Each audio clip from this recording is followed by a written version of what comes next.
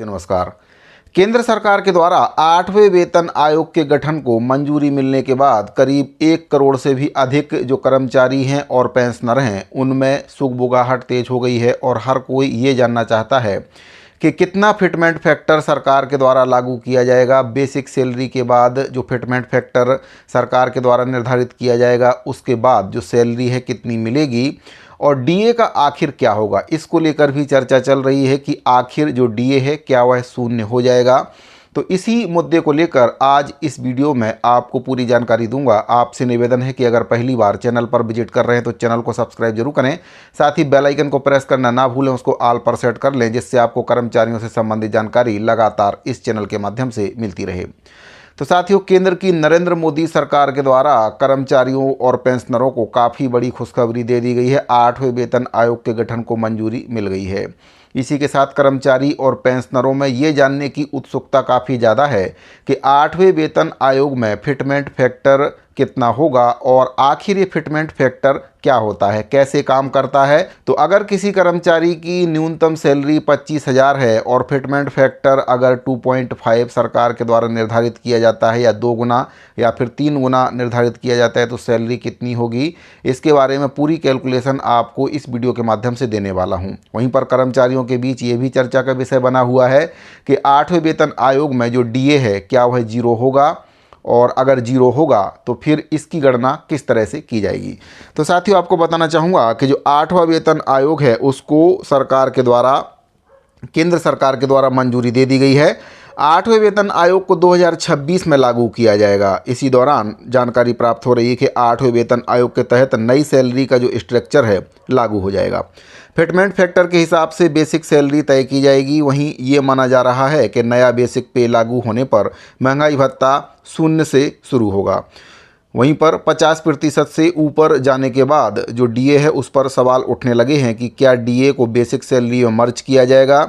यहाँ पर मैं आपको बताना चाहूँगा कि 50% के ऊपर जाने के बाद डीए के मामले में ये प्रश्न उठ रहा है कि क्या डीए को बेसिक सैलरी में मर्ज करके डीए को 0 किया जाएगा। ये सवाल उठने के पीछे जो कारण है कि 5वें वेतन आयोग के नियम के अनुसार 5वें वेतन आयोग में जो महंगाई भत्ता है 50% से ज़्यादा जाने पर बेसिक सैलरी या बेसिक पेंशन में मर्ज होता था।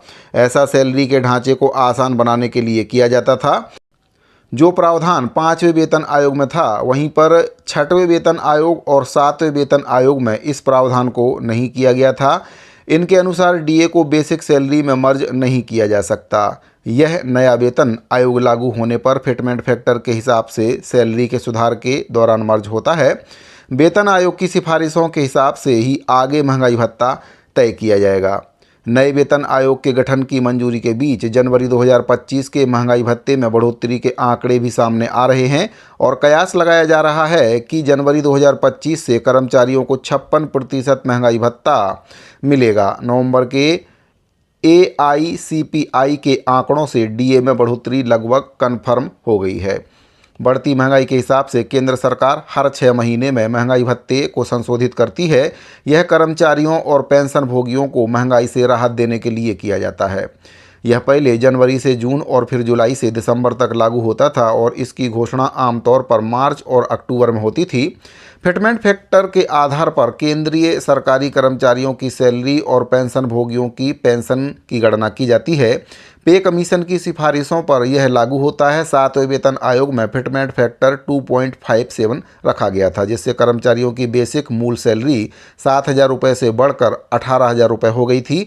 8वें वेतन आयोग में फिटमेंट फैक्टर अगर 2.5 रहता है तो बेसिक सैलरी करीब 50,000 रुपये के करीब हो सकती है। एक उदाहरण के तौर पर मैं यहाँ पर आपको बताना चाहूँगा कि फिटमेंट फैक्टर के अनुसार सैलरी कितनी होती है। तो आप देख सकते हैं कि अगर बेसिक सैलरी किसी की 25,000 रुपये है और फिटमेंट फैक्टर अगर सरकार 2.5 सेट करती है तो कुल वेतन जो 25,000 है उसको 2.5 से गुणा करेंगे, जो कि वेतन बनता है 62,500 रुपये। इसमें डीए और एचआरए अलग से शामिल किया जाएगा और डीए एचआरए को शामिल करने के बाद ये सैलरी और भी ज़्यादा हो सकती है।